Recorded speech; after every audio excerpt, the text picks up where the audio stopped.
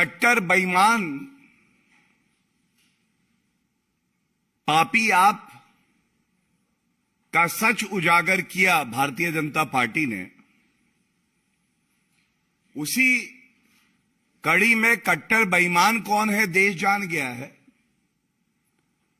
लेकिन कट्टर बेईमान के साथ कट्टर पापी परिवार भी है भारत में। ये जो कट्टर पापी परिवार है,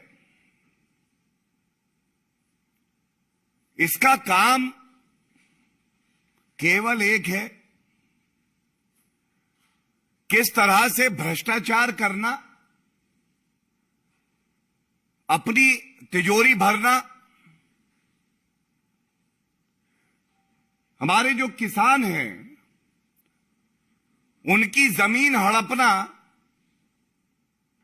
और दामाद रॉबर्ट वाड्रा को दे देना। और यह प्रेस वार्ता इसलिए अहम है क्योंकि जब यह बात उठती है राजनीतिक गलियारों में, बार बार कहा जाता है ये तो राजनीतिक आरोप है।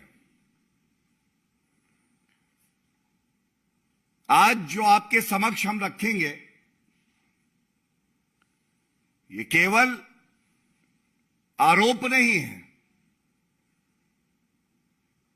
राजस्थान हाईकोर्ट ने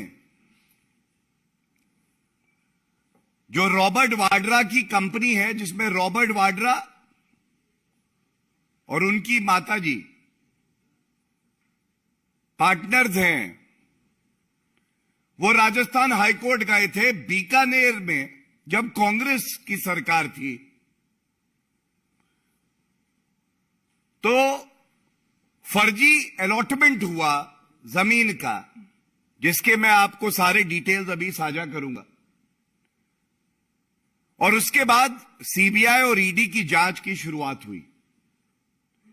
जो भी कदम उठाए गए हैं ये भारतीय जनता पार्टी की सरकार के समय में हुए हैं, चाहे वो केंद्र में हो चाहे वो प्रदेश में हो। और ये जो फर्जी अलॉटमेंट हुए हैं, किसानों की जमीन हड़पी गई है, ये जब राजस्थान में कांग्रेस पार्टी की सरकार थी उस समय का है।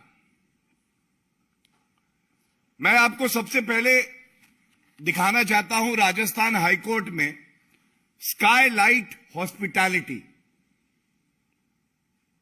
स्काईलाइट हॉस्पिटैलिटी, जैसा मैंने आपको कहा, एक एलएलपी है और कोई बात छिपी ना रहे और कोई तथ्य काटा ना जाए, इसलिए दिखा दूं। ये जजमेंट में है और जब न्यायालय का जजमेंट होता है तो वो तथ्यों के आधार पे है, गलत नहीं होगा। इसमें लिखा है the petitioner Skylight LLP of which Robert Vadra and his mother were partners. क्या मांगा इन्होंने? चार्जशीट दाखिल करी सीबीआई ने और ईडी जांच कर रहा था। तो इनकी प्रेयर जो है वो मैं आपको बता दूं। इन्होंने कहा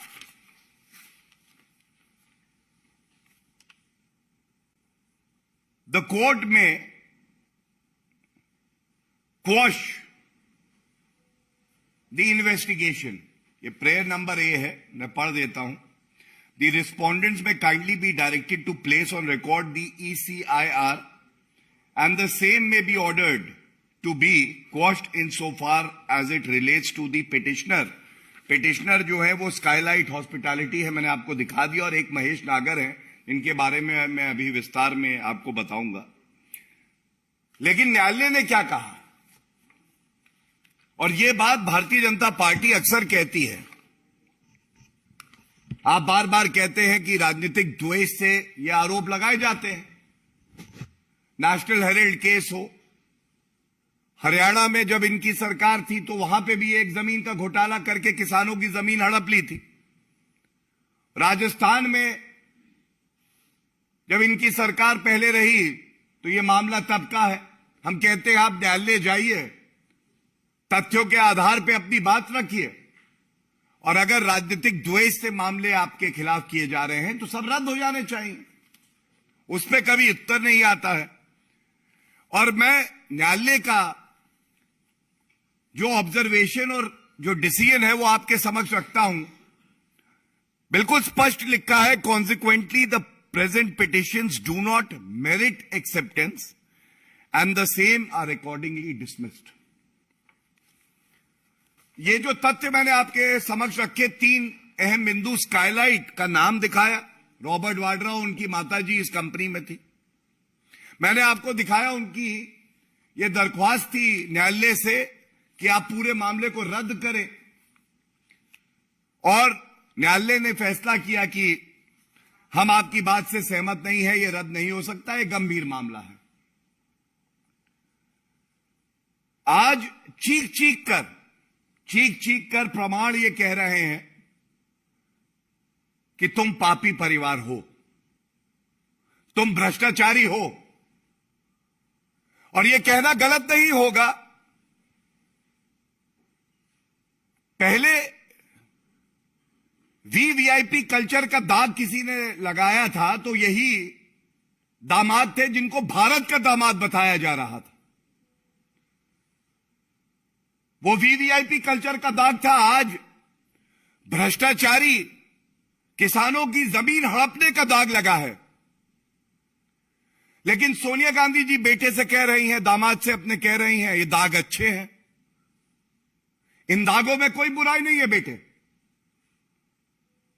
तुम्हारा तो काम ही जमीन हड़पना है, किसानों को प्रताड़ित करना है।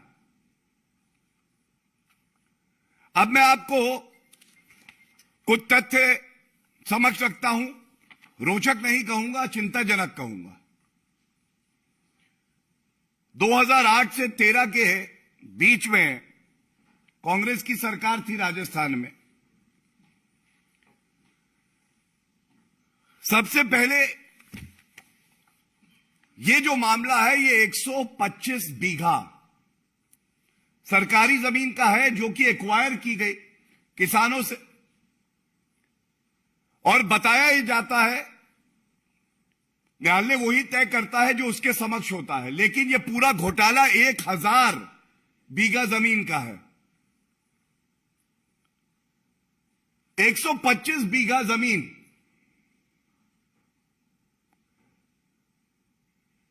अशोक गहलोत की सरकार, तब भी मुख्यमंत्री थे,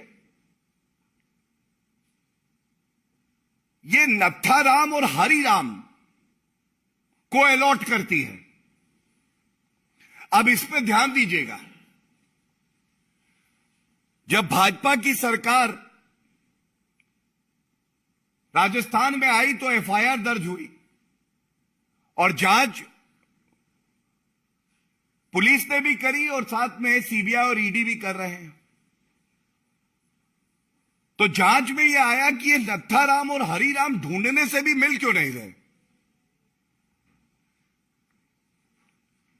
तो पता यह चला कि जो सरकार थी अशोक गहलोत की, ये पापी परिवार के आदेश में इतना गिर गई कि इन्होंने एक नॉन एग्जिस्टेंट, यही शब्द का इस्तेमाल किया है कोर्ट ने, फिक्टिशियस, जो व्यक्ति थे ही नहीं, उनको जमीन अलॉट कर दी। सबसे पहले तो प्रश्न नंबर 1 यही होगा, अशोक गहलोत जी ऐसी क्या मजबूरियां रही? ये नत्थाराम और हरिराम तो थे ही नहीं, और आपने जो व्यक्ति था ही नहीं उसको किसानों की जमीन दे दी।